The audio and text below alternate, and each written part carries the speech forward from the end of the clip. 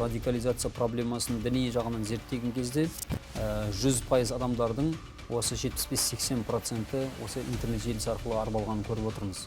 Абдуллах Кастецкий деген соңғы күні тыңдадым ол күні негізі. Именно үкіметке қарсы шығу жағынан айтты. Шариғатты возвеличивать именно Аллахқа надо, воевать надо деген. Деструктивтік діни ағымдардың ұстанушылары жалпы қылмыстарды жасағанда өздерінің әрекеттерін діни көзқарастарымен ақтауға тырысады.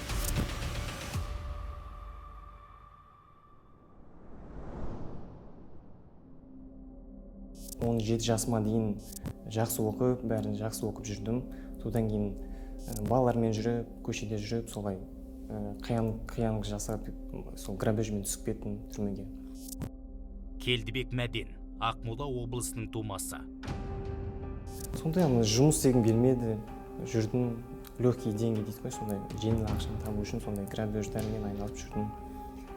2016-та қайтадан түстім, түрмеде адамдармен таныстым, ислам жағынан, дін жағынан үйретті мені. Айтады бізде губка сияқты впитать еттім, олар мен үйреткен нәрселерін бәрін. Басқа имамдарды тыңдама дейді, тыңдамадым. Олардың кітаптарын оқымадым. Енді ол мен оларды адасқан течение деп санаймын.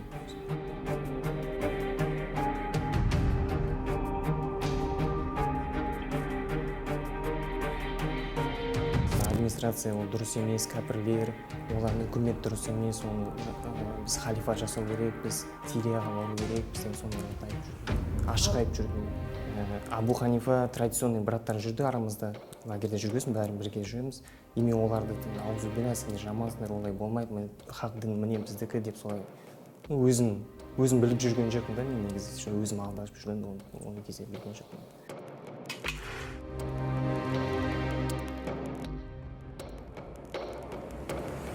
Браттар, именно мен сияқты кәдімгі сотталғандар, білімдері жоқ, образованиялары жоқтар. Оларды канонда джихадқа кету болды. Олар сонымен жанат сонда деп ойлайды, тек қана өлтіріп, өлу деген соны ойлайды. Бірақ олар ойламайды, мысалы, бір адамды өлтіріп, бүкіл человечествоны өлтірген сияқты деп келеді Құранда.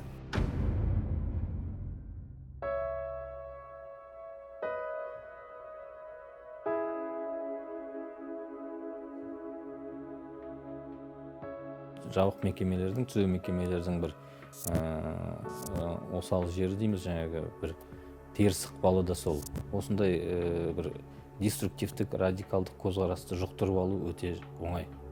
Жаңағы адам өз-өзін қорғаймын деп, қорғанамын деп, жаңағы дінге берілген адамдардың арасына қосылып кетіп, ол жаңағы дәстүрлі дінде жүрген сотталғандардың арасына қосылса, ол бір нәрсе. Ал жаңағы деструктивтік діни ағымдардың топтарына кіріп кетсе, әрине ол жаңағы радикалдық көзқарасты ұстанып, радикалдық көзқарасқа беріліп, бостандыққа шыққан соң жаңағы радикалдық ұстанымда қалуы мүмкін. Біздің Қостанай академиясының орталықта осындай психолог мамандарды дайындайды.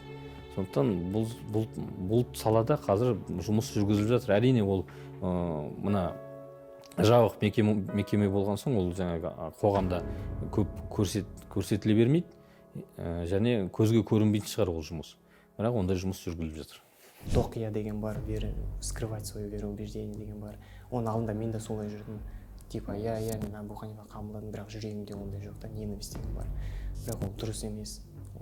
Ол лицемерие ғой, действительно лицемерие. Екіжүзділік дейсіз ғой, дәл сондай екіжүзділік. Просто өздері үйретеді, мысалы маған айтады, діні хақ, сен хақты айту керексің, а то как немой шайтан дейді да маған. Бірақ бір жағынан айтады, тоқия болу керек, сен тығылу керексің, өзің беріп, ол өзіне қарама қайшы келеді ол браттар. Абдуллах Кастецкий деген соңғы күні тыңдадым ол күні негізі. Әке-шешен мысалы, әке-шешен жайлы айтады, олар негізі намаз оқымаса, олар кәпір, бірақ сендер шақыру керексіңдер, бірақ олар келмесе сендер оларды қалдыру керексіңдер дейді да, олар астан. Мен ол кезде Аллах кешірсін, ол кезде түсінбей жүрдім да негізі. Жаңағы лекциялар тыңдап, мен мысалы мамаммен сөйлеспей қалдым мысалы. Сондай апарды мен сол лекциялар. Анам ренжіп жүрді маған. Абдулла Кастецкий, Дағыстанның тумасы. Таяу шығыстағы террористік топтарға жақтас тартқан радикалды уағызшы. Қайырымдылықты желеу етіп, садақадан түскен қаржыны содырларға аударған. Ресей Федерациясы Интерпол желісі бойынша оны іздестіріп жатыр. санасы уланып, сәләфилік, уахабилік ілімдерді үйренгеннен кейін әкесінің өзіне қарсы шығып, осы жолға кеткен азамат, бұл Каспекский деген. Бар өміріңді, қалған жаныңды осындай бір кәпір мемлекетте өткізгеннен көрі, осы бір жер жүзіндегі ең жәннаттай болған, халифа болған мұсылман мемлекетінде өткізуің керек деген жалғыз уағыздарымен, насихаттарымен таяу шығысқа бірақ алып баруы өте қауіпті. Оларда исламдағы терминологиялық сөздерге конспирация жасау арқылы өздеріне соны пайдалану деп қарау керек. Яғни қалайша пайдалану? Таухид деген дінде бар нәрсе. Бүкіл жаратқанды, әлемді, ислам жаңағы көзқарас өлшемі бойынша әлемді жаратушы бір Алла Құдай деп біледі. Бұл таухидтің негізгі бастауы. Негізгі калиманы, негізгі сөздерді алдыға шығарып, сол сөзді бүркемелеп конспирация, яғни жасыру арқылы, алдыға соны тек қана ұстап қорған қылу арқылы өздерінің астыртын идеологиясын жүргізу негізгі мақсатта.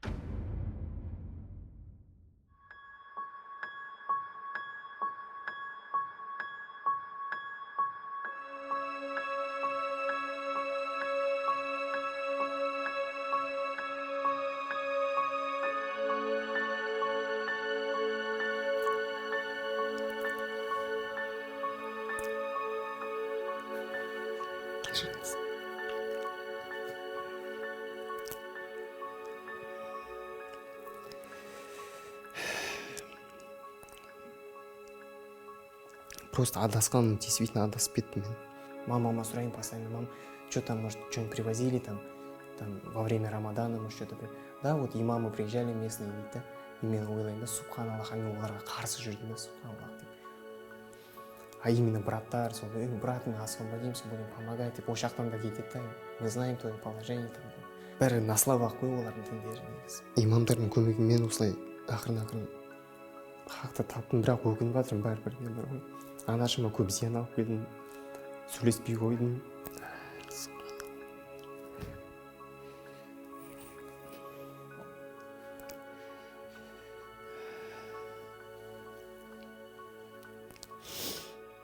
Анашымнан кешірім сұраймын.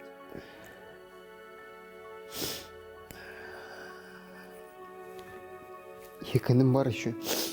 Екі інім бар. Солар өзімен үлгі алсын деп қалаймын да негізі.